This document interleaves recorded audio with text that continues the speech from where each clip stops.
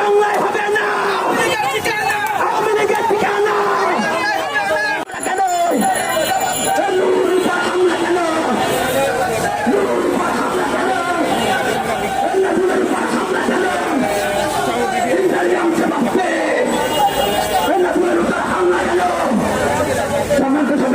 আজকে প্রোগ্রাম আমরা এখানে সমাপ্ত করছি।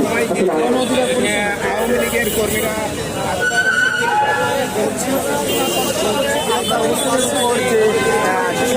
করেছিল স্বেচ্ছার প্রতিবাদে আজ ছাত্রলীগের পরিষদের পক্ষ থেকে বেলা 4টা থেকে তারা একটি গণদিন নিক্ষেপ কর্মসূচি